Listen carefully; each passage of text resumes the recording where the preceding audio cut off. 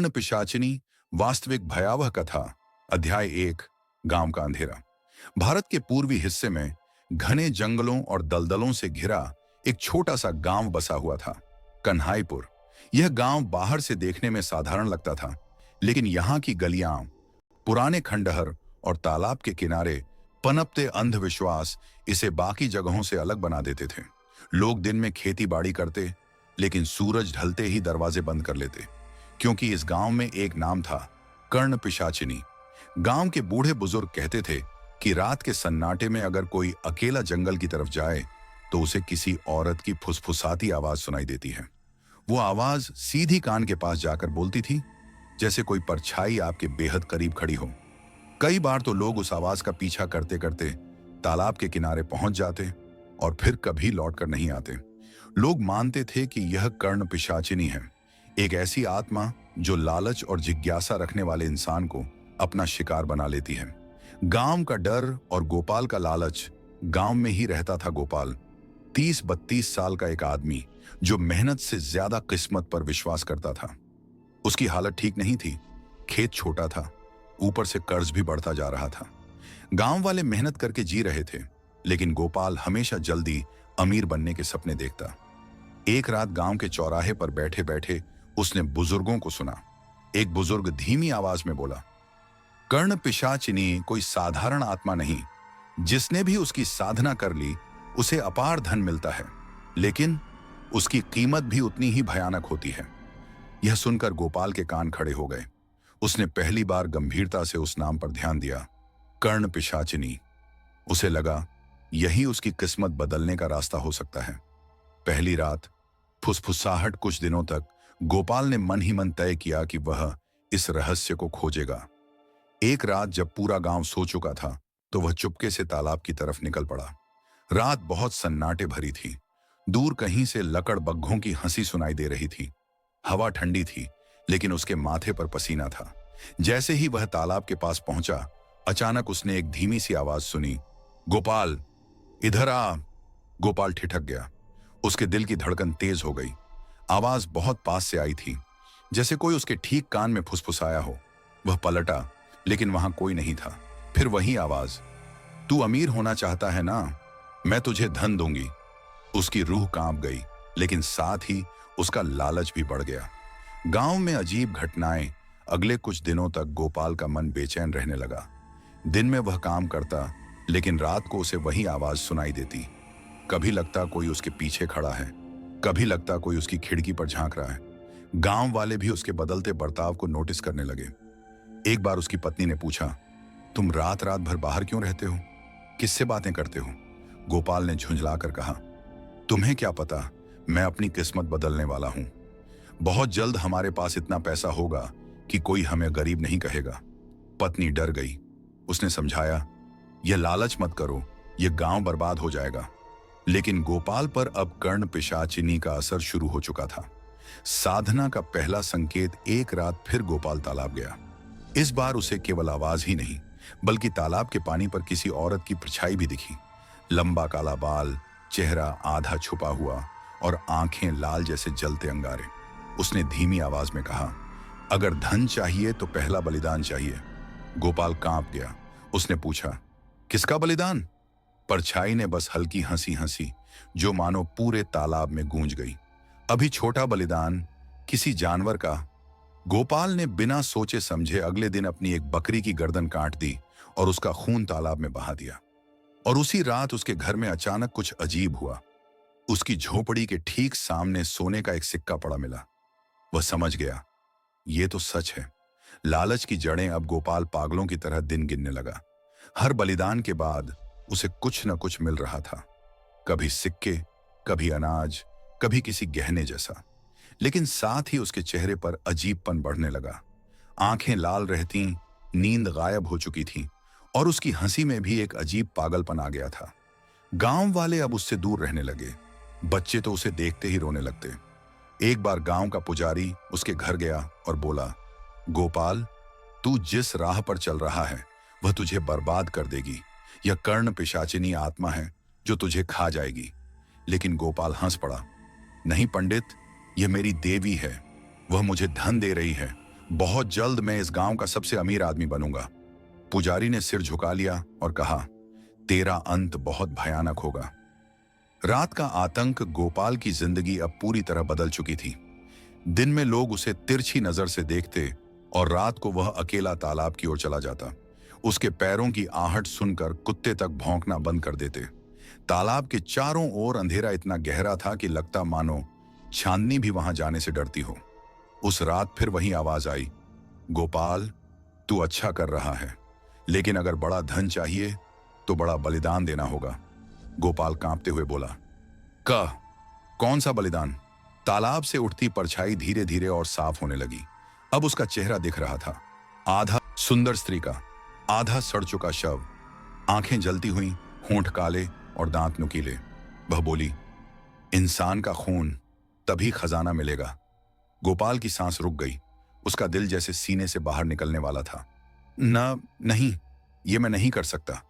तभी उस औरत ने भयानक हंसी हंसी, मत कर, फिर हमेशा के लिए गरीब रह जा। तेरा घर मिट्टी में मिल जाएगा, तेरे बच्चे भीख मांगेंगे। यह सुनकर गोपाल के भीतर का डर दब गया और लालच जाग गया। पहला शिकार, कुछ दिनों तक वह परेशान रहा, लेकिन उसके मन में अब एक ही विचार था, इंसानी बलिदान। उसकी नजर गांव के ही एक बूढ़े भिखारी पर पड़ी। वह भिखारी अक्सर चौराहे पर सोता था, किसी को उसकी परवाह नहीं थी।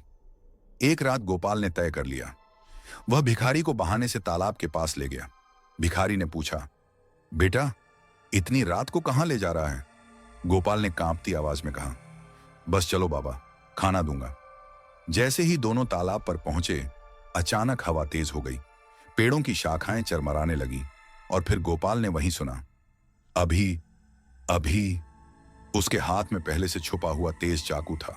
उसने कांपते हाथों से भिखारी का गला काट दिया। चीख इतनी दर्दनाक थी कि मानो पूरा जंगल कांप उठा। खून की धार तालाब में गिरी और उसी पल पानी से सैकड़ों बुलबुले उठने लगे। कर्ण पिशाचिनी की परछाई उभरकर बाहर आई। उसके चेहरे पर भयानक मुस्कान थी। अच्छा किया गोपाल, अब देख। तालाब के किनारे मिट्टी फटने लगी और वहां से लोहे का एक छोटा संदूक बाहर आया। गोपाल ने कांपते हाथों से उसे खोला। अंदर सोने के सिक्के थे। गांव में डर। सुबह जब गांव वालों ने भिखारी की लाश देखी तो सन्नाटा छा गया। लोगों ने सोचा कोई जंगली जानवर फाड़ ले गया होगा, लेकिन पुजारी समझ गया, यह साधारण हत्या नहीं है। उसने गांव वालों को चेतावनी दी, कोई यहां कर्ण पिशाचिनी की साधना कर रहा है। अगर इसे रोका नहीं गया तो पूरा गांव शापित हो जाएगा। लोग डर गए, लेकिन किसी ने गोपाल पर शक नहीं किया, क्योंकि वह अब सबके सामने और भी चुप और अजीब हो गया था। गोपाल का बदलता चेहरा, अब गोपाल अमीर होने लगा था। उसके पास अचानक पैसे और सोना आने लगा। उसने घर की झोपड़ी को पक्का मकान बना दिया, लेकिन उसके चेहरे पर कुछ बदल रहा था। उसकी आंखें दिन ब दिन लाल हो रही थीं, चेहरा काला पड़ रहा था और उसके कान के पास हमेशा कोई फुसफुसाता दिखाई देता। गांव वाले कहते, गोपाल अब इंसान नहीं रहा, उसमें कोई भूत घुस गया है। कर्ण पिशाचिनी का असली रूप। एक रात गोपाल तालाब पहुंचा। इस बार कर्ण पिशाचिनी पूरे रूप में उसके सामने आई। उसका शरीर लंबा, बाल जमीन तक फैले, चेहरा आधा स्त्री का, आधा हड्डियों का ढांचा। उसने अपने नुकीले नाखूनों से गोपाल के गाल पर हल्की खरोंच दी। खून टपका और वह खून पीते हुए हंसी, अब तू मेरा है गोपाल, तेरी आत्मा मेरी है, लेकिन जब तक तू और बलिदान देगा तुझे और धन मिलेगा। गोपाल डर से पीछे हटा, लेकिन उसके पैरों ने खुद ब खुद झुककर प्रणाम कर दिया। वह जान चुका था अब वापसी नहीं है, और बलिदान। अब गोपाल रुक रुक कर गांव से लोगों को गायब करने लगा। कभी कोई बच्चा, कभी कोई औरत। लोगों को लगता वह जंगल में खो गए, लेकिन सच्चाई यह थी कि गोपाल उन्हें तालाब पर ले जाकर बलि दे देता था। हर बलिदान के बाद उसका घर खजाने से भरने लगता, लेकिन साथ ही उसके घर से अजीब आवाजें आने लगीं। रात को औरत की हंसी, बच्चों की चीखें और फुसफुसाहटें। उसकी पत्नी और बच्चे अब उससे डरने लगे थे, लेकिन कोई कुछ कर नहीं सकता था। गांव में मौत की आहट। धीरे धीरे गांव के लोग समझ गए कि ये घटनाएं साधारण नहीं हैं। पुजारी ने सबको इकट्ठा कर कहा, यह कर्ण पिशाचिनी है, कोई उसे खिला रहा है। अगर इसे रोका नहीं गया तो पूरा गांव नष्ट हो जाएगा। लोगों ने डर के मारे चुप्पी साध ली, क्योंकि जो भी इसका सच बोलेगा उसकी मौत तय थी। और उस रात फिर एक औरत गायब हो गई। गांव का खौफ, गांव में अब सन्नाटा छाने लगा था। लोग रात को बाहर निकलना बंद कर चुके थे। बच्चे डर के मारे घरों में दुबक जाते और औरतें दरवाजों पर नींबू मिर्च बांधती। हर हफ्ते कोई ना कोई गायब हो जाता। सबको पता था कि कुछ बुरा हो रहा है, लेकिन किसी की हिम्मत नहीं थी बोलने की। गांव के चौपाल पर जब लोग इकट्ठा हुए तो पुजारी ने गंभीर आवाज में कहा, यह सब कर्ण पिशाचिनी का काम है। वह अब इंसानी बलि ले रही है और यह तब तक नहीं रुकेगा जब तक कोई उसकी साधना को तोड़े नहीं। लोग कांप गए। एक औरत चीख पड़ी, लेकिन पंडित जी, ऐसा कर कौन रहा है? कौन है जो हमें बर्बादी की तरफ धकेल रहा है?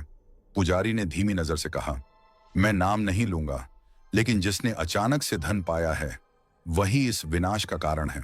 सभी की नजरें अनजाने में गोपाल के मकान की ओर घूम गईं। गोपाल का नया रूप, गोपाल अब गांव का सबसे अमीर आदमी हो चुका था। उसका घर चमक रहा था, लेकिन उसके आसपास अंधेरा ही अंधेरा था। गांव वाले कहते, रात को उसके घर से औरत की हंसी और बच्चों की चीखें आती हैं। गोपाल का शरीर भी बदलने लगा था। उसकी त्वचा पीली पड़ गई थी, आंखें खून की तरह लाल और उसके कानों से कभी कभी खून टपकता।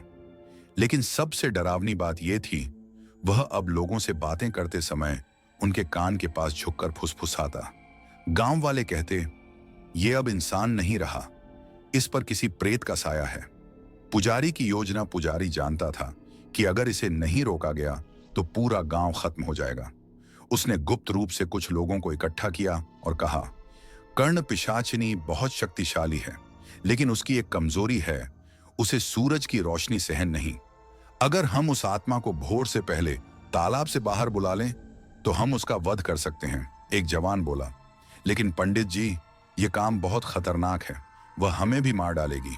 पुजारी ने गंभीर आवाज में कहा, हाँ खतरा है, लेकिन अगर नहीं किया तो हमारे बच्चे भी नहीं बचेंगे।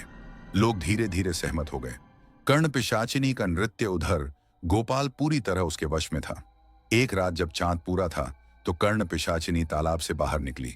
उसका शरीर लंबा और भयावह, बाल जमीन पर रेंगते और उसकी जीभ इंसान की लंबाई जितनी। वह गोपाल के चारों ओर घूमते हुए बोली, अब तू मेरा है, मैं तुझे राजा बना दूंगी, लेकिन इसके लिए और बलि चाहिए। उस रात गोपाल ने तालाब के किनारे अग्नि का गोला देखा। कर्ण पिशाचिनी हवा में घूमते हुए अजीब नृत्य करने लगी। उसकी चीखें इतनी भयावह थीं कि तालाब का पानी उबलने लगा। गोपाल मंत्रमुग्ध होकर उसे देखता रहा। उसे लगा वह अब इंसान नहीं रहा, बल्कि किसी दानवी शक्ति का पुजारी बन चुका है।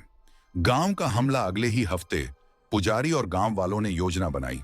आधी रात को जब गोपाल तालाब पर गया तब अचानक दर्जनों गांव वाले मशालें लेकर आ पहुंचे।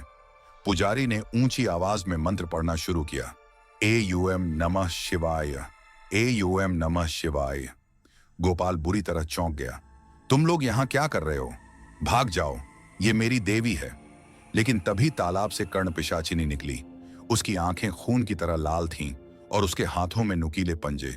वह चीखी, किसने हिम्मत की मेरी साधना तोड़ने की? गांव वाले कांप गए। कई के हाथ से मशाल गिर गई, लेकिन पुजारी ने मंत्र और तेज कर दिए। रक्तपात, कर्ण पिशाचिनी ने हमला कर दिया। उसके नाखून से एक जवान का गला फाड़ दिया। खून फव्वारे की तरह बह निकला। उसकी हड्डियों की चटकने की आवाज सुनकर औरतें चीख पड़ी। गोपाल पागलों की तरह चिल्ला रहा था, रुको, इन्हें मत मारो, ये सब मेरे दुश्मन हैं। लेकिन कर्ण पिशाचिनी अब नियंत्रण में नहीं थी। वह किसी जंगली जानवर की तरह गांव वालों पर टूट पड़ी। कई लोग भाग खड़े हुए, लेकिन कुछ वहीं जमीन पर तड़पते रहे। पुजारी ने कांपते हुए अपनी थाली से गंगा जल उठाया और जोर से छिड़क दिया। जैसे ही बूंदें कर्ण पिशाचिनी पर पड़ी, वह दर्द से चीख पड़ी। उसकी त्वचा धुएं की तरह जलने लगी। गोपाल का निर्णय, गोपाल पागलों की तरह तालाब के बीच खड़ा था।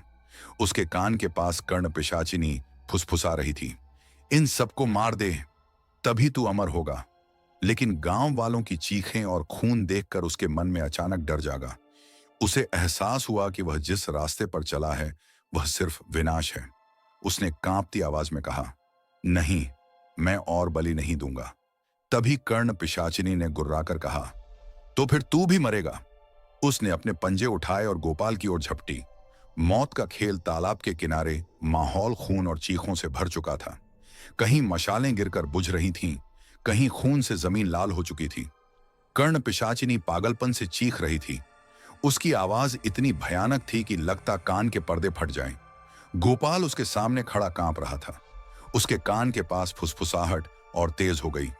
गोपाल, तू मेरा है, मुझे और बलि दे, वरना तुझे यहीं चीर दूंगी। गोपाल का शरीर पसीने से भीग चुका था। उसने चारों तरफ देखा। गांव वाले भाग रहे थे, कुछ मरे पड़े थे। पुजारी अभी भी मंत्र पढ़ रहा था, लेकिन उसकी आवाज कांप रही थी। गोपाल चिल्लाया, नहीं, अब और खून नहीं, मैंने बहुत कर लिया। पिशाचिनी का हमला, कर्ण पिशाचिनी की आंखें जल उठी। उसने अपने नुकीले पंजे फैलाए और हवा में काली छाया की तरह गोपाल पर टूट पड़ी। गोपाल बचने के लिए भागा, लेकिन उसके कपड़े फट गए और उसकी पीठ पर गहरी खरोंचें पड़ गईं। खून फूट पड़ा। उसने दर्द से कराहते हुए पुजारी की ओर देखा। मुझे बचाओ, पुजारी चिल्लाया। तूने ही इसे बुलाया है गोपाल, अब तुझे ही इसका अंत करना होगा। गांव वालों की हिम्मत, कुछ जवान जो अभी तक छुपे हुए थे, उन्होंने साहस जुटाया। वे मशालें लेकर कर्ण पिशाचिनी की ओर दौड़े। आग देखकर वह पीछे हटी, लेकिन उनकी आंखों में देखते ही उनमें से दो जवान अचानक चीखकर गिर पड़े। उनके कान से खून निकलने लगा। उनकी आंखें उलट गईं, मानो उनकी आत्मा को पिशाचिनी ने खींच लिया हो। बाकी गांव वाले डरकर फिर पीछे हट गए। गोपाल का पछतावा गोपाल अब पागलों की तरह चीख रहा था। मैंने गलती की, मैं लालची था, मुझे माफ कर दो। लेकिन उसकी आवाज सुनकर कर्ण पिशाचिनी ने और भयानक हंसी हंसी। अब पछता रहा है, अब तेरा खून मेरा प्रसाद होगा। वह उसके चारों ओर घूमने लगी। कभी उसकी लंबी जीभ उसके कान के पास लहराती, कभी उसके बाल जमीन पर रेंगकर उसे बांधने लगते। गोपाल घुटनों के बल गिर पड़ा। पुजारी की आखिरी कोशिश, पुजारी ने जमीन पर गंगा जल की धार डाली और मंत्र जोर जोर से पढ़ने लगा। एयुएम त्र्यंबकम यजामहे मृत्युर्मुक्षीय मामृतात्। अचानक कर्ण पिशाचिनी चीख पड़ी। उसकी त्वचा जलने लगी। उसका रूप और भयानक होता गया। उसकी आंखें खून टपकाने लगीं, लेकिन वह और भी गुस्से में आकर पुजारी की ओर झपटी। पुजारी बच नहीं पाया। उसके सीने में नुकीले पंजे घुस गए। खून की धार बह निकली। पुजारी जमीन पर गिरते गिरते चिल्लाया, गोपाल, तुझे ही इसे खत्म करना होगा। गोपाल बनाम कर्ण पिशाचिनी। गोपाल अब पूरी तरह अकेला था। कर्ण पिशाचिनी उसके सामने खड़ी थी। उसकी लंबी जीभ उसके चेहरे को छू रही थी। उसने फुसफुसाया, तेरी आत्मा अब मेरी है। गोपाल ने कांपते हुए जमीन पर पड़ा एक त्रिशूल उठाया, जो शायद पुजारी लेकर आया था। उसने आंखें बंद की और चिल्लाया, हे महादेव, मुझे शक्ति दो। जैसे ही पिशाचिनी झपटी, गोपाल ने पूरी ताकत से त्रिशूल उसके सीने में भोंक दिया। दानवी चीख, पूरा तालाब गूंज उठा। कर्ण पिशाचिनी ने इतनी भयानक चीख मारी कि पेड़ों की डालियां टूट गईं, पक्षी आसमान से गिर पड़े और गांव वाले अपने कान दबाकर जमीन पर गिर गए। उसका शरीर आग की तरह जलने लगा। उसके बाल राख बन गए, चेहरा पिघलने लगा और उसकी आंखों से धुएं की लपटें निकलने लगीं। लेकिन जाते जाते उसने गोपाल को गले से पकड़ लिया। उसकी जीभ उसके कान में घुस गई और उसने फुसफुसाया, तू भी मेरे साथ जाएगा। गोपाल दर्द से चीख पड़ा। दो मौतें। कुछ ही पल में दोनों तालाब में गिर पड़े। तालाब का पानी खौलने लगा, बुलबुले उठे और फिर अचानक सब शांत हो गया। जब गांव वाले धीरे धीरे पास आए तो उन्होंने देखा तालाब का पानी लाल हो चुका था, लेकिन वहां न गोपाल था, न कर्ण पिशाचिनी। सिर्फ पानी पर तैर रहा था एक टूटा हुआ त्रिशूल। गांव की चुप्पी सुबह होते होते गांव में अजीब सन्नाटा था। लोग एक दूसरे की ओर देखते, लेकिन कोई बोलता नहीं। पुजारी मर चुका था, कई गांव वाले भी मारे गए थे और गोपाल, उसका नाम तक लेने से सब डरत लोगों ने तय किया कि उस तालाब के पास अब कोई नहीं जाएगा। उन्होंने वहां बंधन के लिए मंत्र डलवाए और उसे शापित घोषित कर दिया। लेकिन रात को जब सब सो गए, तब तालाब के किनारे हल्की सी लहर उठी और हवा में किसी औरत की धीमी फुसफुसाहट गूंजी, गोपाल, अब तू मेरा है और यह गांव भी मेरा। तालाब का खून गोपाल और कर्ण पिशाचिनी के तालाब में समाने के बाद गांव में अजीब सन्नाटा छा गया। सुबह तक तालाब का पानी गहरा लाल बना रहा। गांव वाले डर के मारे तालाब के पास नहीं गए। सिर्फ बुजुर्गों ने दूर से हाथ जोड़कर प्रार्थना की, हे भगवान, इस अपशकुन से हमें बचा लेना। लेकिन उनके दिल की गहराई में सबको पता था, ये अंत नहीं है, ये तो सिर्फ शुरुआत है। मृतकों की वापसी उस रात जब गांव वाले अपने घरों में छुपकर सोने की कोशिश कर रहे थे, अचानक बाहर से एक अजीब सी आवाज आई। आ आ ये कराहने की आवाज थी, जैसे कोई दर्द में चीख रहा हो। रामू ने झांक कर देखा। वही दो जवान जो पिछली रात मरे थे, अब गांव के रास्ते पर चल रहे थे। उनकी आंखें लाल थीं, मुंह से खून टपक रहा था और उनका शरीर आधा सड़ा हुआ लग रहा था। वे सीधे सीधे अपने घरों की ओर बढ़ रहे थे और जैसे ही उनके परिवार वालों ने उन्हें देखा, वे खुशी से दौड़ पड़े। मेरा बेटा जिंदा है। लेकिन अगले ही पल उन जवानों ने अपने ही परिवार की गर्दन पर दांत गड़ा दिए। पूरा घर चीखों से भर उठा। गांव का आतंक अब गांव में एक एक कर मरे हुए लोग रात को वापस आने लगे। कोई दरवाजा तोड़कर अंदर घुसता, कोई खिड़की पर दस्तक देता और जैसे ही लोग पहचान कर पास जाते, उनकी जान ले ली जाती। लोग भागकर मंदिर में इकट्ठा हुए, लेकिन मंदिर के बाहर खून और चीखों का सैलाब था। बच्चे अपनी मांओं से चिपक कर रो रहे थे और औरतें भगवान से प्रार्थना कर रही थीं। सबको समझ आ गया, ये सब कर्ण पिशाचिनी का शाप है। पुजारी का सपना मंदिर में एक बूढ़ा साधु था, जिसे लोग दूर दराज से बुलाकर लाए थे। वह गहरी ध्यानावस्था में बैठा था। अचानक उसने आंखें खोली और कांपते हुए बोला, कर्ण पिशाचिनी मरी नहीं, उसने गोपाल की आत्मा को निगल लिया है। अब उसकी शक्ति पहले से कई गुना बढ़ गई है और जब तक इस गांव का अंतिम इंसान नहीं मरेगा, वह चैन से नहीं बैठेगी। गांव वाले डर कर पूछने लगे, तो क्या कोई उपाय नहीं है? साधु बोला, एक उपाय है, लेकिन उसके लिए किसी को उस तालाब में उतरना होगा जहां अब उसकी आत्मा का निवास है। तालाब की रात गांव के 5 बहादुर जवान तैयार हुए। उन्होंने मशालें, त्रिशूल और गंगाजल लिया और तालाब की ओर बढ़े। जैसे ही वे किनारे पहुंचे, ठंडी हवा का झोंका आया। तालाब का पानी अपने आप हिलने लगा और अचानक पानी से गोपाल का चेहरा बाहर आया। लेकिन वह गोपाल नहीं था। उसकी आंखें काली थीं, जीभ लंबी हो चुकी थी और उसकी आवाज बदल चुकी थी। क्यों आए हो यहां? अब यह गांव मेरा है। खून की बारिश। 5 जवान डरकर पीछे हटे, लेकिन तभी आसमान काला हो गया। बादलों से खून की बारिश होने लगी। हर बूंद जमीन पर गिरते ही कीड़े मकोड़ों में बदल जाती। पूरे गांव में अफरा तफरी मच गई। तालाब से कर्ण पिशाचिनी का असली रूप निकला। लंबे बाल, चेहरा आधा औरत का, आधा जानवर का, हाथ में खून से भीगा खंजर और कानों से आती हुई फुसफुसाहट। उसकी आंखें एक एक इंसान पर टिक जाती और वह वहीं गिरकर तड़पने लगता। अंतिम संदेश साधु ने कांपते हुए मंत्र पढ़ा और जोर से बोला, सुनो गांव वालों, यह गांव अब बच नहीं सकता। जो बचना चाहते हो तुरंत यहां से निकल जाओ, यहां सिर्फ मौत बचेगी। लोग अपने बच्चों को लेकर भागने लगे। कई लोग चीखते चिल्लाते वहीं गिर पड़े, लेकिन जो भाग गए उन्होंने पीछे मुड़कर देखा।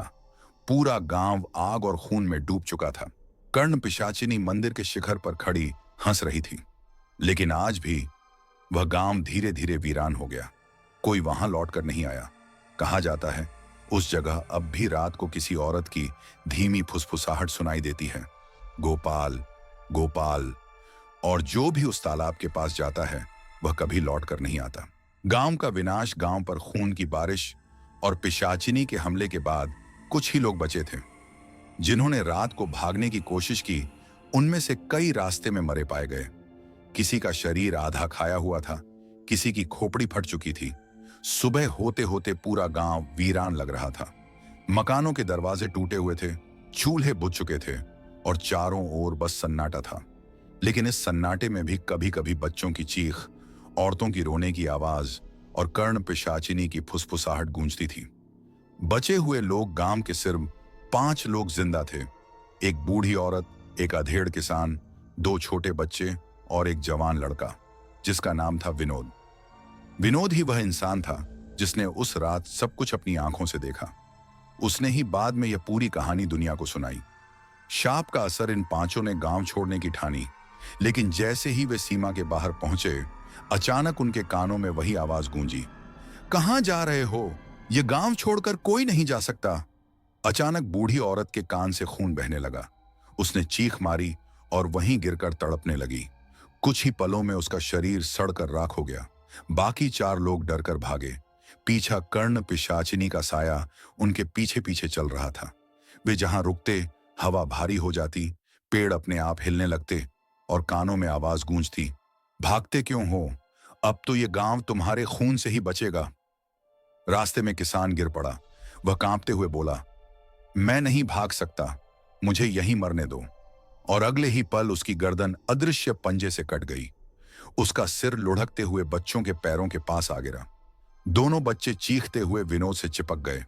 मासूमों की मौत। विनोद उन्हें गोद में लेकर जंगल की ओर भागा, लेकिन अंधेरे में अचानक दोनों बच्चों के कान में फुसफुसाहट गूंजी। आओ, तुम्हारी मां बुला रही है। बच्चे छूटकर दौड़ पड़े। विनोद चीखता रहा, रुको, वहां मत जाओ। लेकिन जैसे ही वे झाड़ियों में पहुंचे, अंदर से कर्ण पिशाचिनी का लंबा हाथ निकला और दोनों बच्चों को खींच लिया। उनकी चीख जंगल में गूंजी और फिर सब शांत हो गया। विनोद जमीन पर बैठकर रो पड़ा। अब वह अकेला था, आखिरी गवाह। वह किसी तरह भागता भागता दूसरे गांव पहुंच गया। उसकी हालत देखकर लोग उसे अपने पास ले गए, लेकिन जब उसने पूरी कहानी सुनाई तो लोग कांप उठे। किसी ने उस गांव की ओर लौटने की हिम्मत नहीं की। धीरे धीरे समय बीता और उस गांव का नाम तक लोग भूल गए। नक्शों से मिटा दिया गया। लोग बस उसे शापित गांव कहकर याद करते। विनोद की गवाही। विनोद कई सालों तक जिंदा रहा, लेकिन कभी सामान्य नहीं हो पाया। रात को अचानक उठकर चीखने लगता, वो आ गई, उसके कान में फुसफुसाहट हो रही है, बचाओ। उसने बार बार लोगों को चेतावनी दी, उस तालाब के पास मत जाना, वहां अब भी उसकी आत्मा है। वो तुम्हारे कान में फुसफुसाएगी और फिर तुम उसके हो जाओगे। लोग उसे पागल समझते थे, लेकिन कुछ जिज्ञासु लोग सच जानने के लिए उस गांव में गए और उनमें से कोई कभी लौटकर नहीं आया। सच्चाई कहा जाता है, जब विनोद की मौत हुई तब भी उसके कान से खून बह रहा था। उसके चेहरे पर डर का वही भाव था जैसे उसने मरने से ठीक पहले कर्ण पिशाचिनी को देखा हो। आज भी लोग कहते हैं, अगर रात के सन्नाटे में ध्यान से सुनो तो दूर कहीं से फुसफुसाहट आती है, गोपाल, विनोद, तुम अब भी मेरे हो। और उसी के साथ ठंडी हवा बहने लगती है। भूला हुआ गांव। सालों बीत गए। वह गांव अब नक्शों पर नहीं था, जंगल ने उसे ढक लिया था। लोग सिर्फ फुसफुसाकर उसका जिक्र करते थे। कोई भी उधर जाने की हिम्मत नहीं करता था। लेकिन इंटरनेट और यूट्यूब की दुनिया में डर और रहस्य का कारोबार चल रहा था। लोग भूतिया जगहों की तलाश में निकलते, कैमरे लेकर वीडियो बनाते। इसी बीच 5 लोगों की एक टीम बनी। राहुल, यूट्यूबर, और टीम का लीडर नेहा, उसकी गर्लफ्रेंड और camera on operator Saurabh, technical लड़का जो ड्रोन और माइक्रोफोन से शूट करता अंकित, रिसर्चर जिसने कर्ण पिशाचिनी की दास्तान पढ़ रखी थी अलीशा, एक साहसी लड़की जिसे हॉरर जगहों पर जाना पसंद था। इन सब ने तय किया कि वे उस भूले हुए गांव में जाकर लाइव डॉक्यूमेंट्री शूट करेंगे। गांव की तलाश टीम कई दिनों तक पुराने नक्शे और कहानियां खंगालती रही। अंत में उन्हें विनोद की डायरी की एक कॉपी मिली जिसमें गांव का जिक्र था। डर और उत्सुकता से भरे हुए वे उस जंगल में पहुंचे। घना जंगल, टूटे फूटे रास्ते, और जैसे जैसे वे आगे बढ़े मोबाइल सिग्नल गायब होने लगे। नेहा बोली, ये जगह मुझे बिल्कुल सही नहीं लग रही। राहुल हंसते हुए बोला, यही तो कंटेंट है बेबी, लोग डरेंगे तभी वीडियो वायरल होगा। पहली झलक घंटों पैदल चलने के बाद उन्हें टूटी हुई झोपड़ियां दिखी, बिखरी हुई चूड़ियां, जली हुई लकड़ियां और टूटे हुए दरवाजे, जैसे कोई गांव अचानक छोड़ दिया गया हो। सौरभ ने ड्रोन उड़ाया, लेकिन कुछ ही सेकंड बाद ड्रोन क्रैश हो गया। कैमरे में आखिरी फ्रेम में कुछ दिखा, एक औरत का चेहरा जिसके कान से खून बह रहा था।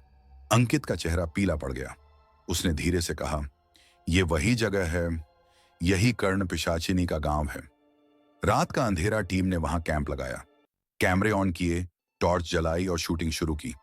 वे टूटे मकानों और सूने मंदिर को रिकॉर्ड कर रहे थे। लेकिन रात गहराते ही अजीब अजीब आवाजें आने लगी। कभी बच्चों की हंसी, कभी औरत के रोने की आवाज, कभी फुसफुसाहट। नेहा डर कर बोली, ये सब इफेक्ट तो नहीं है ना? अंकित कांपते हुए बोला, नहीं, ये असली है।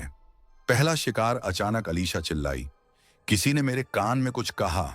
सब उसकी तरफ भागे। उसके कान से खून बह रहा था। कुछ ही सेकंड में उसकी आंखें उलट गईं। वह हवा में उठी और जोर से चीखते हुए बोली, तुम सबको यहां नहीं आना चाहिए था। उसकी आवाज कर्ण पिशाचिनी की थी। फिर वह जमीन पर गिर गई, मरी हुई। आतंक। टीम घबरा गई। राहुल कैमरे की ओर देखकर चिल्लाया, यह सब मजाक नहीं है, यहां सचमुच कुछ है। तभी हवा में वही फुसफुसाहट गूंजी, गोपाल, विनोद, और अब तुम। अचानक सारे कैमरे बंद हो गए, सिर्फ अंधेरा और चीखें बची। भागना, चारों बचे लोग जंगल की ओर भागने लगे, लेकिन रास्ते बदल चुके थे। जहां से आए थे वह रास्ता अब गायब हो गया था। पेड़ों के पीछे पीछे एक छाया उनका पीछा कर रही थी। कभी वो नेहा के पीछे आ जाती, कभी राहुल के। हर बार कान में कुछ फुसफुसाती और उनका शरीर ठंडा पड़ जाता। आखिरी फुटेज सौरभ ने किसी तरह कैमरा चालू किया। वीडियो में दिखा, नेहा जमीन पर पड़ी है, उसके कान से खून बह रहा है। राहुल उसे उठाने की कोशिश कर रहा है। फिर अचानक कैमरे के सामने वही चेहरा आया, कर्ण पिशाचिनी। उसकी आंखें जल रही थीं, चेहरा आधा जला हुआ और बाल जमीन तक फैले हुए। उसने सीधे कैमरे में देखा और कहा, अब ये कहानी यहीं खत्म नहीं होगी। जो भी इसे देखेगा वो मेरा होगा। वीडियो यहीं बंद हो गया। रहस्य कुछ महीनों बाद गांव के बाहर लोगों को वही कैमरा टूटा फूटा मिला। वीडियो इंटरनेट पर अपलोड हुआ, लाखों लोगों ने देखा। लेकिन अजीब बात यह हुई, कई दर्शकों ने शिकायत की कि वीडियो देखते वक्त उनके कान में अजीब सी फुसफुसाहट सुनाई दी और कुछ दर्शक अचानक बीमार पड़ गए। कुछ रहस्यमयी तरीके से मारे भी गए। घटना की सुर्खियां, यूट्यूबर टीम का कैमरा और वीडियो जब इंटरनेट पर वायरल हुआ तो पूरे देश में सनसनी मच गई। टीवी चैनल, अखबार और ऑनलाइन न्यूज पोर्टल लगातार यही दिखा रहे थे। भूतिया गांव में गुम हुई यूट्यूबर टीम, कैमरे में कैद हुई चुड़ैल जैसी औरत, कर्ण पिशाचिनी का आतंक सच। सरकार पर दबाव बढ़ गया। लोग पूछने लगे, अगर ये अफवाह नहीं है तो फिर असलियत क्या है? जांच टीम का गठन सरकार ने एक विशेष जांच टीम बनाई। पुलिस अफसर, फॉरेंसिक एक्सपर्ट्स, वैज्ञानिक और कुछ तांत्रिक, जिन्हें गांव वाले ही बुला लाए थे। टीम को आदेश मिला, गांव की सच्चाई सामने लाओ और अगर कुछ अलौकिक है तो उसे वहीं सील कर दो। गांव में कदम जांच टीम हथियारों और आधुनिक उपकरणों से लैस थी। रात को वे गांव पहुंचे। उनके साथ बड़े बड़े ट्रक, सैटेलाइट कम्युनिकेशन सिस्टम, कैमरे और सुरक्षा बल थे। पहुंचते ही उन्होंने देखा वही टूटी झोपड़ियां, खामोश तालाब और सूना मंदिर। लेकिन जैसे ही सूरज ढला, हवा भारी होने लगी। रेडियो और वॉकी टॉकी पर अजीब सी स्टैटिक आवाज आने लगी। वैज्ञानिकों का भ्रम। वैज्ञानिक बोले, ये सब प्राकृतिक कारण है। यहाँ गैस रिसाव या रेडिएशन हो सकता है जिससे लोग हेलुसिनेशन महसूस करते हैं। लेकिन तभी एक जवान ने चिल्लाकर कहा, सर, मेरे कान में कोई फुसफुसा रहा है। और अगले ही पल उसने अपनी राइफल उठाई और अपने ही साथियों पर गोली चला दी। 3 जवान वहीं मारे गए। पूरा कैंप हिल गया। तांत्रिकों का मंत्र। तांत्रिक तुरंत आगे आए। उन्होंने चारों तरफ गंगा जल छिड़का और मंत्रोच्चार शुरू किया। AUM कर्ण पिशाचिनी विनाशिनी नमः। कुछ देर तक माहौल शांत हुआ, लेकिन फिर अचानक तालाब का पानी उबलने लगा। लाल लपटें उठीं और कर्ण पिशाचिनी का चेहरा दिखा। वह और भी भयानक लग रही थी। उसके कान से खून की धार बह रही थी और उसके बाल लहरों की तरह उठ रहे थे। वह जोर से चीखी, तुम सबको लगता है मुझे बांध लोगे? ये गांव, ये खून, ये शाप अब कभी नहीं मिटेगा। मौत की रात अचानक पूरा गांव रणभूमि बन गया। सुरक्षा बल गोलियां चला रहे थे, लेकिन गोलियां हवा में गायब हो रही थीं। तांत्रिक मंत्र पढ़ रहे थे, लेकिन उनकी जिह्वा जम रही थी। कुछ जवान अपने कान पकड़कर चीखने लगे और वहीं मर गए। एक वैज्ञानिक को अचानक अदृश्य हाथ ने पकड़कर हवा में उठा दिया। उसकी हड्डियां एक एक करके टूटने लगी और वह टुकड़े टुकड़े होकर जमीन पर गिरा। तांत्रिकों का बलिदान। मुख्य तांत्रिक ने कहा, इसे रोकने का एक ही तरीका है, हमें अपनी आत्मा का बलिदान देना होगा। उन्होंने अपने चारों साथियों को आदेश दिया, हम पंच तत्व में विलीन होकर इसे बांधेंगे, लेकिन यह सिर्फ 100 साल के लिए बंधेगी। चारों तांत्रिकों ने मंत्रोच्चार करते हुए अपने शरीर में आग लगा ली। उनकी राख से एक अग्निवृत्त बना जिसने तालाब को घेर लिया। कर्ण पिशाचिनी चीखते हुए पीछे हटी। उसकी चीख इतनी भयावह थी कि पूरे गांव की दीवारें ढह गईं। लेकिन अंततः वह तालाब में समा गई। पानी शांत हो गया। सरकारी घोषणा सुबह होते ही सरकार ने उस जगह को पूरी तरह सील कर दिया। जंगल काटकर वहां ऊंची दीवारें खड़ी कर दी गईं। बोर्ड लगा दिया गया, यह क्षेत्र प्रतिबंधित है, प्रवेश वर्जित है। रिपोर्ट में लिखा गया, यहां हानिकारक गैसें और रेडिएशन है, आम नागरिक ना आए। लेकिन असली सच्चाई सिर्फ वही लोग जानते थे जिन्होंने उस रात का मंजर देखा था। लेकिन सील करने के बाद भी रात को गार्ड्स को अजीब आवाजें सुनाई देती। कभी बच्चों की हंसी, कभी औरत की चीख, कभी किसी का नाम लेकर फुसफुसाहट। कई गार्ड पागल हो गए, कुछ रहस्यमयी तरीके से गायब हो गए। लोग विस्पर करने लगे, तांत्रिकों ने 100 साल का वचन दिया था, 100 साल बाद वो फिर लौटेगी। तो दोस्तों, ये थी आज की डरावनी और रहस्यमयी कहानी। उम्मीद है आपको मजा आया होगा। अगर आपको ये कहानी पसंद आई तो चैनल को सब्सक्राइब करें, वीडियो को लाइक और शेयर करना ना भूलें। और हाँ, सबसे खास बात, जो भी दर्शक नीचे कमेंट में अपना नाम और वो कहां से हैं लिखेंगे, उनका नाम हमारी अगली स्टोरी में जरूर लिया जाएगा। तो जल्दी से कमेंट में अपना नाम लिखें, क्योंकि अगली कहानी आपके नाम से शुरू हो सकती है। मिलते हैं अगली दास्तान में। तब तक के लिए सावधान रहिए, क्योंकि रात की खामोशी में कहानियां जिंदा हो उठती हैं। यही है आपका मिस्टर गोस्ट यूट्यूब चैनल।